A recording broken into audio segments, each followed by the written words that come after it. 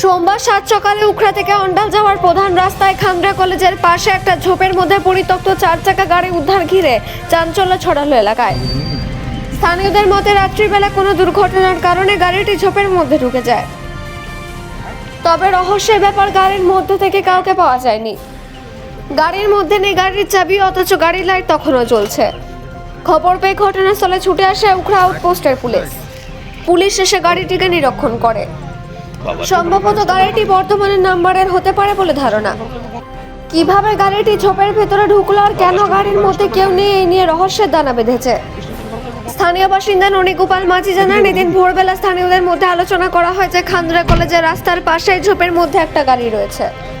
খবর শুনে তিনি অন্যান্য কৌতূহলী মানুষদের মতো ঘটনাস্থলে এসেছেন। তিনি বলেন, দেখলাম গাড়িটি ঝোপের মধ্যে রয়েছে, তবে গাড়ির ভেতর কেউ নেই। ঘটনাস্থলে এসেছে পুলিশ গাড়িটিকে উদ্ধার করে থানায় নিয়ে যায়। অন্ডাল থেকে অজিত মেসা, রিপোর্ট নিউজে।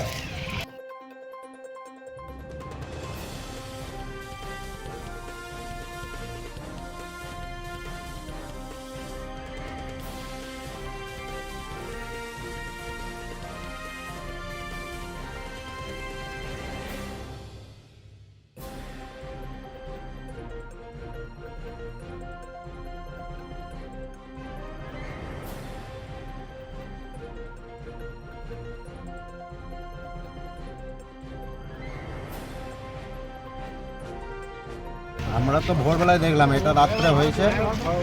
রাত্রে গাড়িটা কখন হয়েছে ঠিক বলতে পারছি না গো, কিন্তু আমরা এই ভোরবেলায় এসে দেখলাম যে গাড়িটা ভেতরের দিকে ঢুকে আছে আর গাড়ির মধ্যে কেউ ছিল না। গাড়িটা সম্ভবত বর্তমানে গাড়ি মনে হচ্ছে। কি মনে হচ্ছে এটা? এটা ঠিক বোঝা যাচ্ছে না গো যে কী, হ্যাঁ, যে কোনো কিছু কি না। কোনো লোক ফোক ছিল ভিতরে? না, ভিতরে তো লোক অবশ্যই তখন ছিল, এখন কিছু বুঝতে পারা যায় না। আর লোকের কোনো কিছু জানা যায়নি না, থানাতেও বা ইয়েতে আউটপোস্টেও কোনো ক্লেম করি। আপনার পরিচয়? আমার নাম ননীগোপাল মাঝি, আমি ময়রা কলিয়ারিতে থাকি, 4 নম্বর।